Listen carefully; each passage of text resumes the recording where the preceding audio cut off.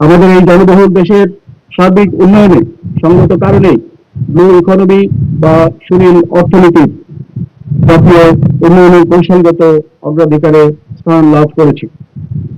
বঙ্গোপসাগরে প্রায় 1,18,000 বর্গ কিলোমিটার সমুদ্র এলাকা নিয়ে আমাদের আজ বিশাল সম্ভাবনাময় ক্ষেত্র তৈরি হয়েছে, যেখানে রয়েছে মৎস্য সম্পদের প্রাচুর্য, তেল সম্ভাবনাময় ক্ষেত্র, নবায়নযোগ্য জ্বালানির উৎস এবং আন্তর্জাতিক বাণিজ্য পথের ব্যবহার, যা বৈশ্বিক জিডিপি বৃদ্ধিতে গুরুত্বপূর্ণ ভূমিকা রাখছে। এই সুনীল অর্থনীতিকে বাস্তব উন্নয়নের পথে রূপ দিতে সমুদ্রের নিরাপত্তা রক্ষায় বাংলাদেশ নৌবাহিনী এবং বাংলাদেশ কোস্টগার্ড নিরলসভাবে কাজ করে যাচ্ছে। সমুদ্র সম্পদ সংরক্ষণ এবং বহিঃশত্রুর যে কোনো সমুদ্র সীমা রক্ষার লক্ষ্যে বাংলাদেশ নৌবাহিনীর আধুনিকায়নে বহুমুখী পদক্ষেপ গ্রহণ করা হয়েছে।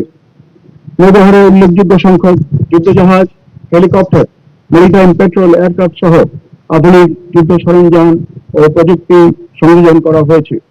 একই সাথে বানৌজা নবযাত্রা এবং জয়যাত্রা নামে দুটি সাবমেরিন সংযোজনের মাধ্যমে আজ আমাদের প্রান্তীয় নৌবাহিনী ত্রিমাত্রিক নৌবাহিনীতে পরিণত হয়েছে। এই ত্রিমাত্রিক নৌবাহিনীর সক্ষমতা বৃদ্ধির অংশ হিসেবে নতুন নৌঘাঁটি, যুদ্ধজাহাজ, আধুনিক যুদ্ধ সরঞ্জাম ও প্রযুক্তি সংযোজনের কার্যক্রম সবসময় চলমান রয়েছে।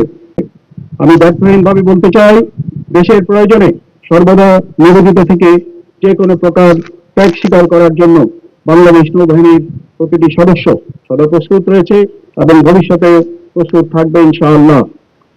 প্রিয় সভী, দেশের জলসীমার নিরাপত্তা নিশ্চিত করার পাশাপাশি বাংলাদেশ নৌবাহিনী জাতিসংঘ শান্তিরক্ষা কার্যক্রমে অত্যন্ত দক্ষতা, পেশাদারিত্ব এবং সুনামের দায়িত্ব পালন করে চলেছে।